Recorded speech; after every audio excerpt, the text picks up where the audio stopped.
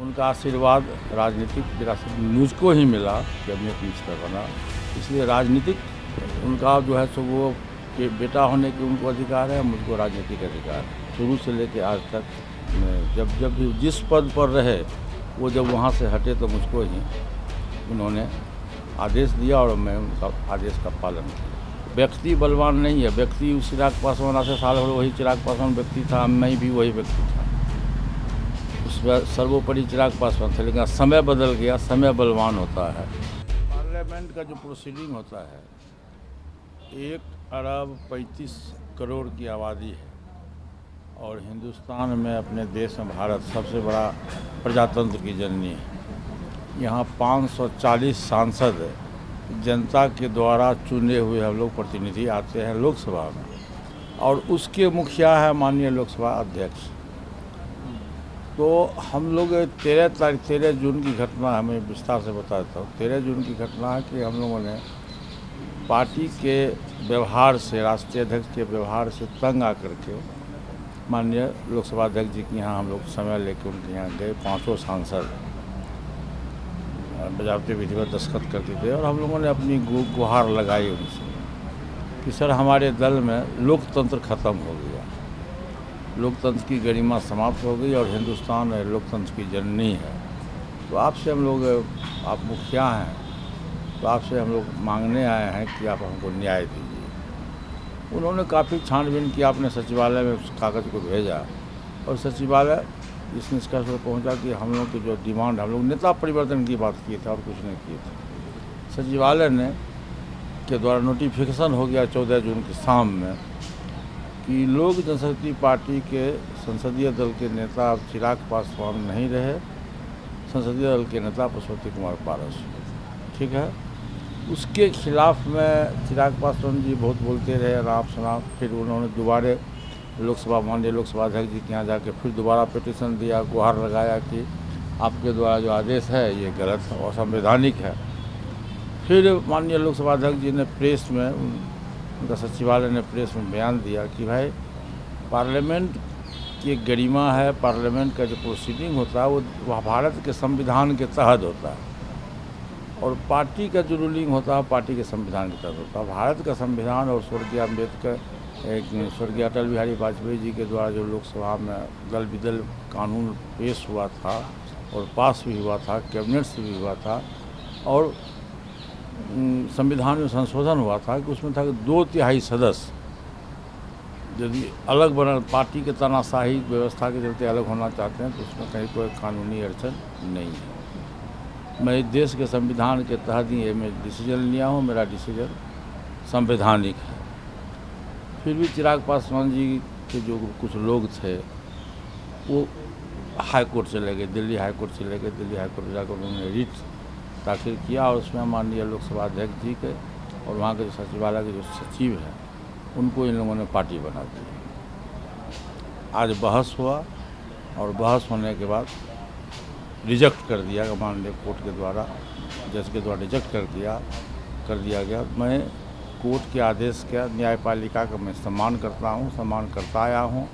अब प्रजातांत्रिक व्यवस्था में न्यायपालिका सबसे सर्वोपरि माना जाता है।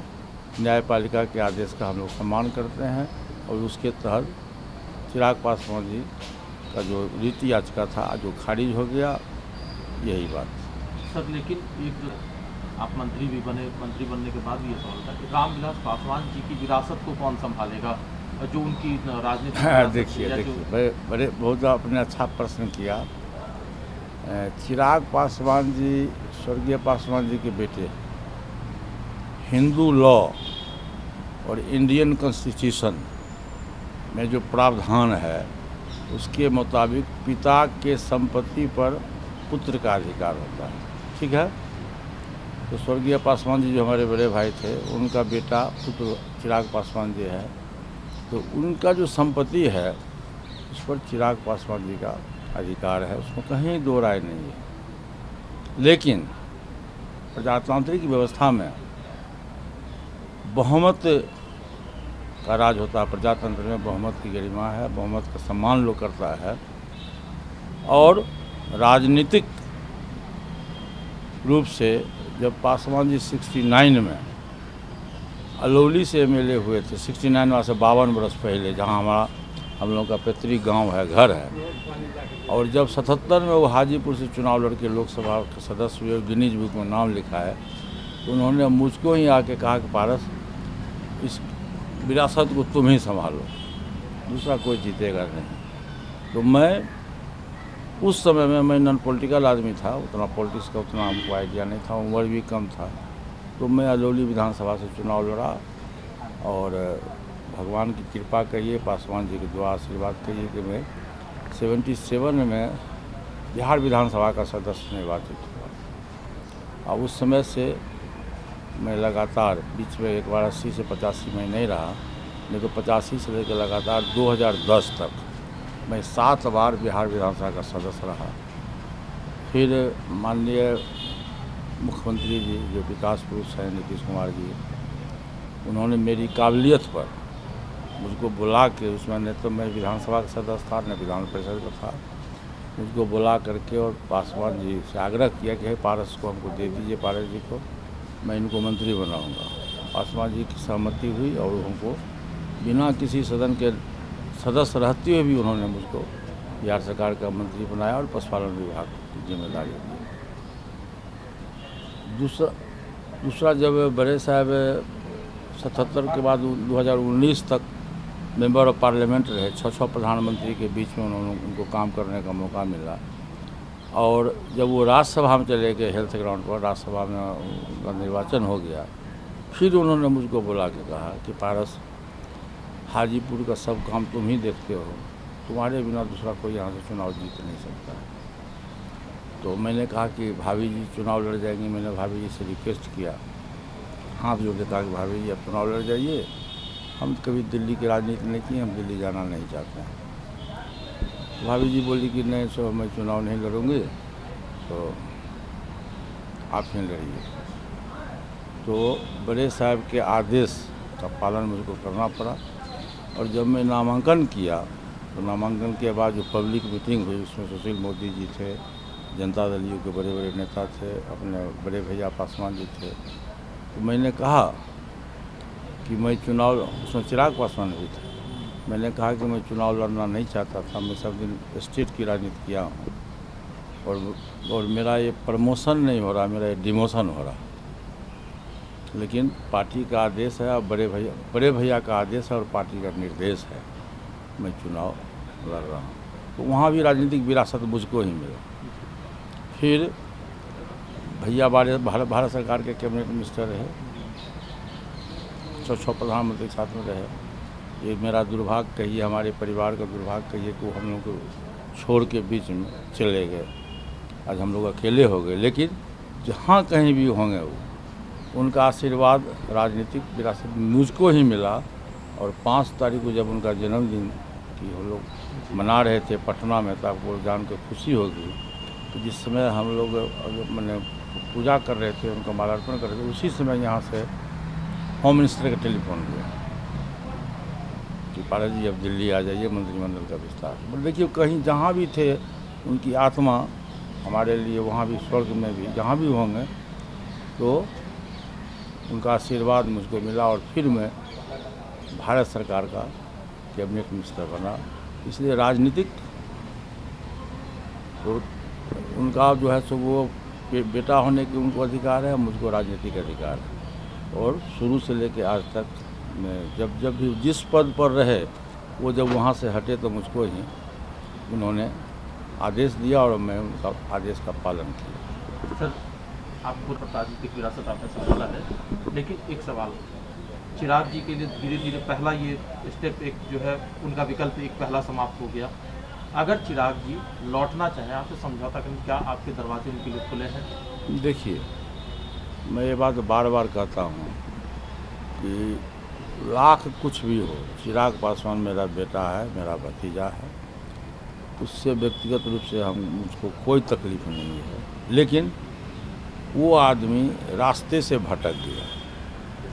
अब पूरे देश के लोगों को मालूम है कि एक बनारस का लड़का आया, पैराशूट से उतर के 12 जनपद में राज करने लगा और उसने पार्टी और परिवार को बर्बाद कर दिया। मैं आज से 6 महीना पूर्व भाभी जी हमसे पूछी कि पायलट जी आजकल आप नाराज़ क्यों रहते हैं।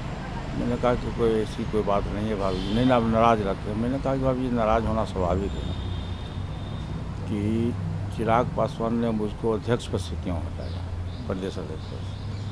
हम क्या चोर हैं कि बेईमान हैं कि लुटेरा हैं, क्या है। तो नहीं एज ग्राउंड पर आपका उम्र अधिक हो गया था। बोले मेरा उम्र क्या अधिक हो गया था, 68 वर्ष मेरा उम्र है, तो अधिक उम्र तो नहीं है। फिर भी आपने क्यों हटाया। मैं जानता हूँ कि सौरभ पांडे के कहने पर चिराग पासवान जी ने मुझको हटाया, जबकि मेरे नेतृत्व में चुनाव हुआ और हिंदुस्तान में सबसे परसेंटेज ऑफ वोट लोक जनशक्ति पार्टी को मिला। तो नहीं तो आप एज ग्राउंड पर उठाऊँगा। ठीक है भाभी जी, आपकी बात में मान लिया। आप हमको ये बताइए कि मणिशंकर पांडे को चिराग पासवान ने अध्यक्ष क्यों बना। वहाँ 4 हमारा संगठन का 4 प्रभारी था, प्रदेश अध्यक्ष था। 4 में 3 अति पिछड़ी जाति के थे, 1 दलित समाज का था, और उसको हटा के मणिशंकर पांडे को प्रदेश अध्यक्ष बनाया गया। इसलिए कि सौरभ पांडे के फादर हैं और वो हमसे 8 वर्ष के बड़े हैं, लाठी लेके चलते हैं। तो पंडित जी के लिए, जजमान के लिए बैगन मातर है, पंडित के लिए मातर नहीं है। हमको आप एज ग्राउंड पर हटाए तो उसको क्यों बनाए। तो भाभी जी आप सौरभ पांडे पर रोक लगाइए, तो पार्टी और परिवार को बर्बाद कर देगा। तो कैसे मैं लगाऊंगी, वो तो सब काम वही करता है चिराग, लेकिन सब काम करता है। तो हम लोग आज से आपके दरवाजे पर नहीं आएंगे। उस दिन से मैं आज तक नहीं गया। तो आपने जो प्रश्न किया उस प्रश्न का जवाब अभी मैं नहीं दिया हूँ। उसका एक संशोधन मेरे हिसाब से है कि यदि चिराग पासवान मंथन करे कि कहाँ उससे गलती हुई है। एक ज़माना था कि सर्वमान्य नेता चिराग पासवान थे परिवार में। आज क्या कारण हो गया कि सब लोग उसके विरोध में चला गया। बड़े साहब के जाने के बाद, स्वर्गवास होने के बाद सब लोग उसके विरोध में चला गया। पार्टी भी चली गई विरोध में और परिवार भी चला गया। इसका उनको मंथन करना चाहिए। और यदि वो मंथन करेंगे साल भर, 2 बरस, 4 बरस, 5 बरस, तो व्यक्ति बलवान नहीं है। व्यक्ति चिराग पासवान आज से साल भर वही चिराग पासवान व्यक्ति था, मैं भी वही व्यक्ति था। उसमें सर्वोपरि चिराग पासवान थे, लेकिन समय बदल गया। समय बलवान होता है। यदि अपने को प्रायश्चित करेंगे, समय आएगा, समय बलवान होता है, तो उसमें देखा जाएगा। लेकिन अभी नहीं, 2, 4, 5 वर्ष के बाद।